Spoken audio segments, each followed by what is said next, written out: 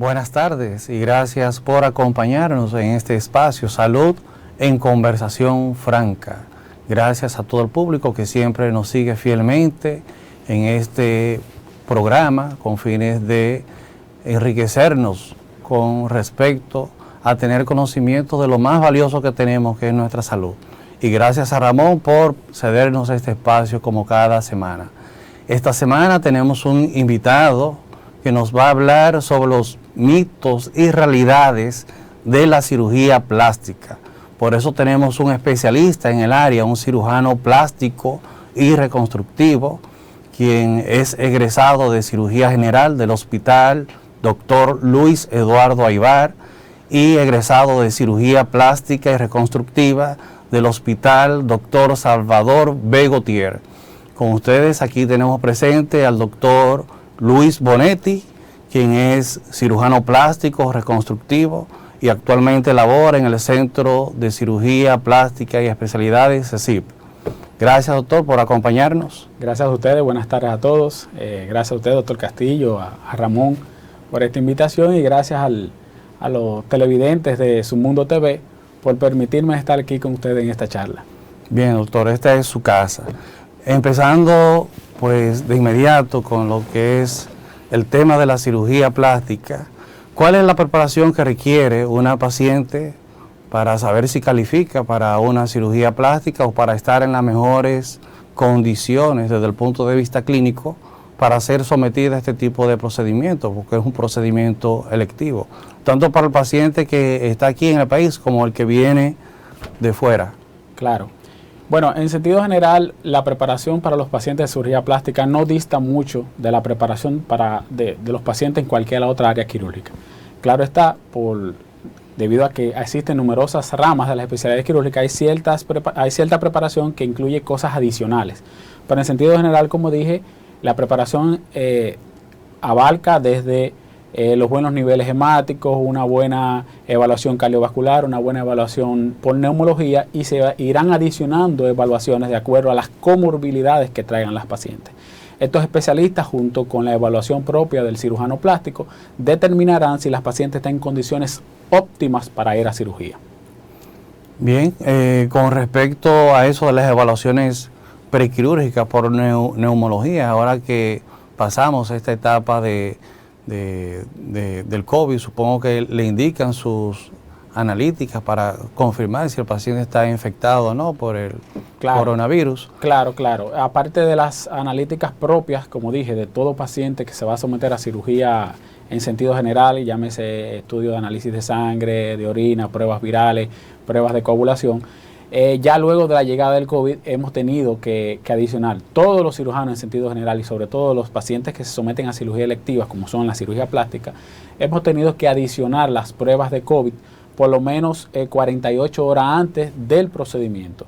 Y en algunos casos también se le indica tomografía de tórax para aquellos pacientes que han referido que han tenido COVID en el último año, ver cómo está el estado estructural y anatómico de las vías aéreas y los pulmones. ¿Cuál sería el tiempo, si hay algún tiempo en específico de espera luego de un paciente haber presentado COVID que necesite someterse o quiera someterse a una cirugía plástica, o eso lo determina el neumólogo? Eso en realidad lo determina el especialista, que es el neumólogo. Como todos sabemos, la gran mayoría de los pacientes cursan de manera sintomática el COVID, por lo que no muestran ningún tipo de contraindicación que impida que la cirugía se pueda realizar. Normalmente, si los pacientes han tenido COVID reciente o en aquellos casos que nos ha tocado, pacientes que durante la evaluación determinamos a través de los resultados de la prueba del COVID que está positivo, se le da un margen aproximadamente de un mes para que salga del cuadro y pueda recuperarse totalmente y luego inicia de nuevo la evaluación, es decir, tiene que hacerse nuevamente tomografía control, pruebas de COVID control y de esa manera, si los demás análisis se mantienen dentro de los parámetros de referencia, la paciente puede ir a cirugía. Bien, con respecto a los pacientes obesos, algunos tienen la mentalidad que creen que haciéndose una cirugía plástica pues va a bajar de peso y que va a ponerse en forma. Realmente esa no es la indicación de una cirugía plástica. Claro. ¿Qué nos dice al respecto? Bueno, muy buena pregunta. Normalmente muchos pacientes acuden a nosotros creyendo que la cirugía plástica es una cirugía para bajar de peso. Los cirujanos plásticos certificados nos llevamos de un protocolo establecido a través del Ministerio de Salud, donde existe un límite de peso, o en realidad un límite que es el índice de masa corporal. El índice de masa corporal no es más que la relación entre el tamaño de la paciente o del paciente y su peso. Tenemos individuos que son sumamente pesados, pero son sumamente altos, y probablemente en ese tipo de individuos su peso sea adecuado a su tamaño. Pero muchas pacientes llegan con un índice de masa corporal que sobrepasa el protocolo, sobrepasa el límite permitido a través del protocolo que se ha hecho entre la Sociedad Dominicana de Cirugía Plástica y el Ministerio de Salud Pública. Ese límite es de 35 de índice de masa corporal. Fuera de esto, las pacientes no deberían someterse a cirugía estética, sino que deberían ser sometidas a tratamientos nutricionales para bajar de peso o para llevarlo al límite permitido, o en el mejor de los casos también ser referida al departamento de cirugía bariátrica.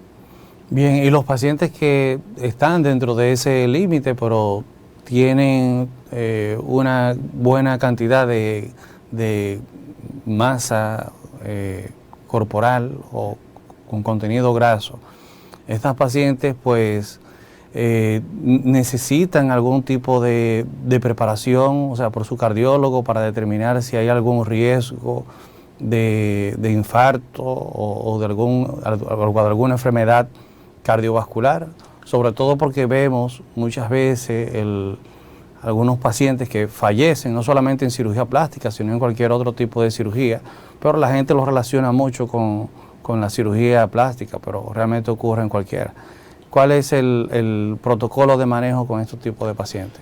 Bueno, este tipo, casi siempre las pacientes llegan a consulta en sobrepeso. Las estadificaciones del índice de masa corporal van de bajo peso, peso normal, sobrepeso y obesidad.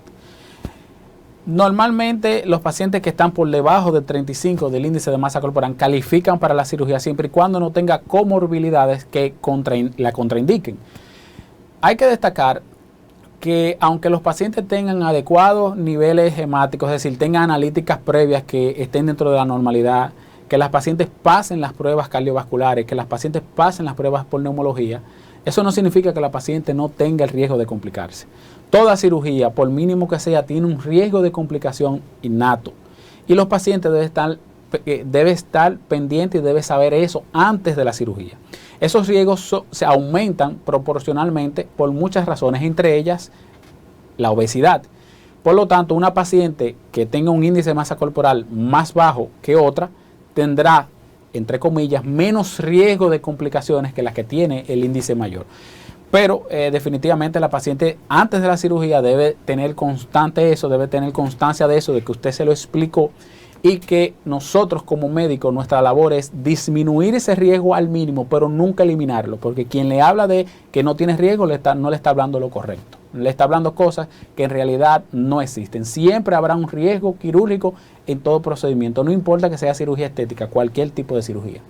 Bien, las pacientes que se quieren someter a algún tipo de reconstrucción de las mamas, ya sea para reducir o para aumentar el volumen cuando se colocan un implante, luego de este tipo de cirugía, con respecto a la lactancia materna, ¿pueden lactar? Sí, claro que sí, la respuesta es sí.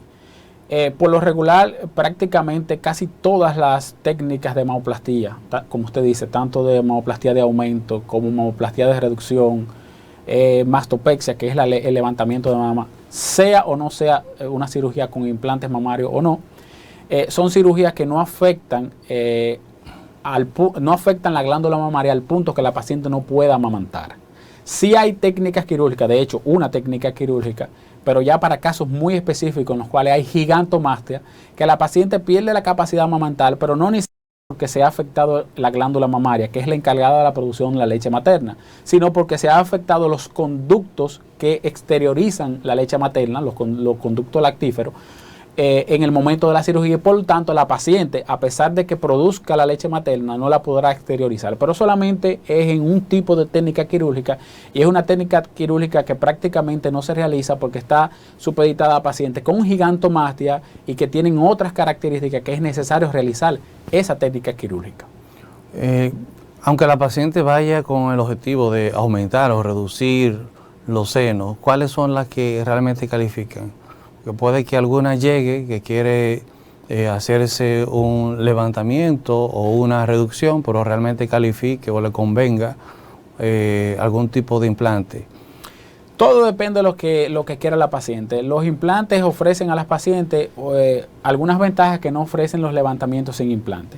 Regularmente la paciente que llega por reducción es porque en realidad necesita una reducción. Son para la típica paciente que llegan a la consulta referida quizás de otro médico o por ellas mismas buscando reducirse las mamas porque el peso de ella le está desproporcionando disminución en su calidad de vida. Son pacientes que vienen con dolor en los hombros, dolor en el cuello, que el sostén se les marca en los hombros o que frecuentemente tienen infecciones debajo de los senos y es producto del roce de la mama con la piel. Entonces son pacientes que por lo regular llegan a la consulta con lo que quieren y en realidad eso es lo que necesitan reducción. Hay otras pacientes que ya son las menos, pero también se hace mucho, que son las pacientes que tienen hipoplasia mamaria o mamas caídas, que ya lo que te piden un levantamiento, entonces uno de acuerdo a ciertas condiciones le puede ofrecer, mira, ese levantamiento lo podemos hacer sin implantes mamarios o con implantes mamarios. Por lo regular, la decisión de eso es si la paciente tiene adecuado tejido para hacerle un levantamiento que pueda quedar un montículo mamario adecuado, acorde al tamaño de su cuerpo, sin necesidad de utilizar implantes mamarios. Sabemos que hay diferentes tipos de implantes. ¿Cuáles serían los más conocidos y la utilidad de uno o de otro, o la recomendación, si eso depende del paciente o si hay algún tipo de requisito para utilizar X o Y tipo de marca o de material protésico? De acuerdo. Bueno, en definitiva existen varios tipos en cuanto a la estructura del implante, porque lo podemos clasificar de acuerdo a su estructura. También lo podemos clasificar de acuerdo a la superficie de esa estructura. También lo podemos clasificar a su forma. Entrar en el tema de los implantes es tomarnos el programa completo Otro sobre eso tema y varios días más. Pero en sentido general, los implantes que están actualmente más utilizados son los implantes en base de silicón. Anteriormente se utilizaban implantes de solución salina que tenían una capa envuelta, el suero salino le envolvía una capa de silicón. Sin embargo, ahora es una capa de silicón que dentro tiene silicón biológicamente preparado para que sea reconocido, digamos, que sea aceptado en mayor proporción por el organismo. Ya en cuanto a su forma, a la estructura que tiene ese implante por fuera, ya dependerá de muchas cosas, del caso de cada paciente de manera particular. ¿Qué tiempo de duración tienen esos implantes? Si 5, 10 años o ya existen algunos que se puedan utilizar de por vida. Es una pregunta muy interesante porque a medida que pasa el tiempo las pacientes se van documentando y las casas farmacéuticas también quieren que sus implantes sean colocados en la paciente y a veces emiten algún tipo de beneficios de ello que en realidad lo podemos cuestionar. Para serle honesto, yo les recomiendo a mis pacientes una observación de los implantes, hacerles sus estudios normales cada año, luego de colocación del implante, los estudios que normalmente se hace para el estudio de su mama, su mamografía y todo eso, y hacerse una resonancia magnética cada 6 años para ver el estado del implante. La FDA, que es la asociación que autoriza los medicamentos y los alimentos de los Estados Unidos, institución por la cual se trazan las pautas de salud en muchos de nuestros países, por ejemplo República Dominicana, recomienda un recambio de implantes a los 12 años. Sin embargo, las sociedades de cirugía plástica, sobre todo Latinoamérica y América, se han puesto de acuerdo y han estipulado que si los implantes, cuando llega el año 12 o el año 15, los implantes estructuralmente están bien, y eso se puede evidenciar a través de una resonancia magnética. Si la paciente se siente bien con el implante internamente, si no le duele, si no tiene alguna molestia, y si la paciente se siente bien como se ve el implante puesto, pues pudiera prolongarse un tiempo más con el implante dentro. Pero la FDA recomienda entre 2 y 15 años un recambio de implante. ¿Y cuál es el riesgo de que uno de estos implantes se rompan? ¿Y cómo puede ocurrir esto? Es muy difícil que un implante se rompa. Incluso las casas farmacéuticas le dan garantía de por vida al implante. Lo que pasa es que lo que nos dicen es que ok, te lo cambian el implante, pero para cambiártelo hay que llevarte a cirugía porque el implante no saldrá solo. Pero son muy seguros, los implantes ya estamos en una sexta generación de implantes de silicón, son muy seguros y es muy difícil que un implante se rompa. Que si se puede romper, sí, claro, si le hace una compresión mayor de la que puede soportar la capa externa de silicón, pues el implante se va a romper.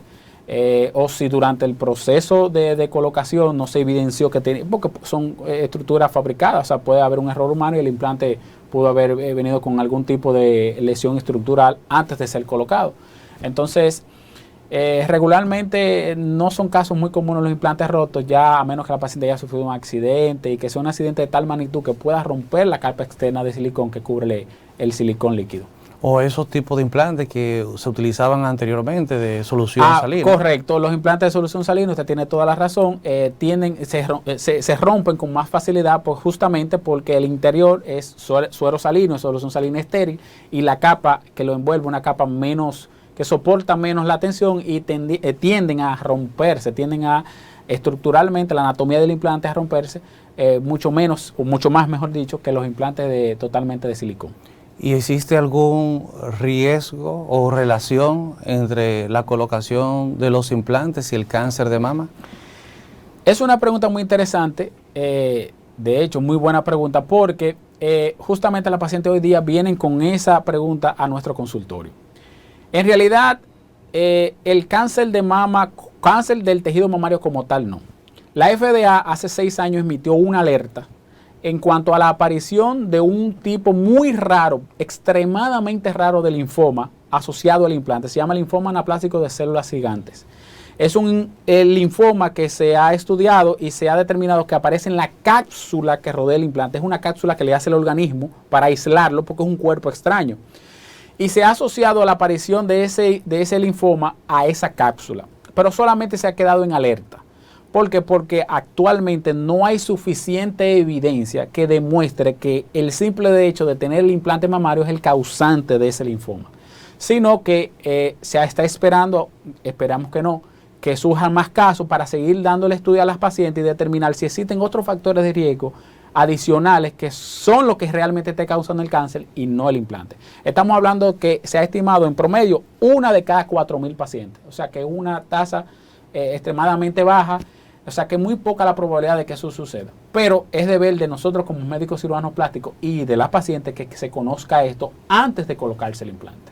Bien, doctor. En el caso de la cirugía de glúteos, ¿qué se utiliza para moldearlo, aumentarlo o cambiarle su estructura? ¿Se utiliza grasa o se utiliza algún tipo de sustancia? Lo que debería utilizarse, las dos cosas que se utilizan son implantes glúteos, igual que son de silicón, y la tendencia actual es la grasa de la propia paciente, que es lo que comúnmente se llama BBL. BBL es la abreviatura de Brazilian Butt Lift, o sea, el glúteo brasileño, es una técnica desarrollada en Brasil. Lo que tiene que tener la paciente claro es que lo mejor, lo ideal es la grasa, porque probablemente no rechace su propia grasa. Es fácil de extraer y cuesta más que comprar un implante de silicón que tiene mayores riesgos de complicaciones. Ahora bien, lo que tiene que tener la paciente es tener en cuenta qué le están ofreciendo inyectar en sus glúteos, porque existen en este momento lo que se llaman los biopolímeros, que son sustancias totalmente inorgánicas que son rechazadas por el organismo y pueden llevar a las pacientes a la muerte, que estamos recibiendo muchas pacientes que han sido inyectadas con biopolímeros bajo la premisa de que le van a aumentar los glúteos y lo que le están inyectando son sustancias totalmente inorgánicas, silicón de uso industrial, aceites vegetales. Hemos encontrado incluso casos que le han inyectado a pacientes aceite de lubricación de vehículos. Wow. De todo tipo de sustancias que no son compatibles con los tejidos de los seres humanos. ¿Y de dónde se obtiene esta grasa para inyectarle? O sea, ¿de qué parte del cuerpo? Normalmente se obtiene de la grasa que nosotros colectamos cuando se hace la liposucción. La liposucción se hace en la espalda, en los flancos hasta las axilas y en el abdomen, aquellas pacientes que califican. Y esa grasa es colectada en un medio estéril y transferida hacia los glúteos, donde tendrá un nuevo hogar, digamos, un sitio receptor, y ese sitio receptor debe dar las condiciones adecuadas para que esa grasa sobreviva. ¿Qué va a pasar con esa grasa después de la cirugía? Bueno, va a pasar como la grasa de cualquier otra parte del organismo. Si aumenta de peso, va a aumentar de tamaño. Si baja de peso, va a bajar de tamaño. Bien, doctor, ¿y cuál es la cirugía plástica que mayormente solicitan las pacientes cuando acuden a una consulta con un cirujano reconstructivo y plástico? La cirugía plástica que mayormente se está realizando aquí en el país y en el mundo es la liposucción, porque es una cirugía que normalmente se combina con todas las otras. Si una paciente va con un aumento de mama con implante, y hágame lipo, con una abdominoplastía y hágame lipo. Entonces la liposucción es el procedimiento estético mayormente realizado en el mundo, tanto aquí como en todas partes del mundo. Ahora bien, eso es en la parte privada. En la parte pública, en nuestro país, la cirugía mayormente realizada es la reducción de mama. Bien, ya llegamos a la parte final, pero antes de terminar queremos que usted nos dé algunas recomendaciones para las pacientes o los pacientes que quieren realizarse algún tipo de cirugía plástica.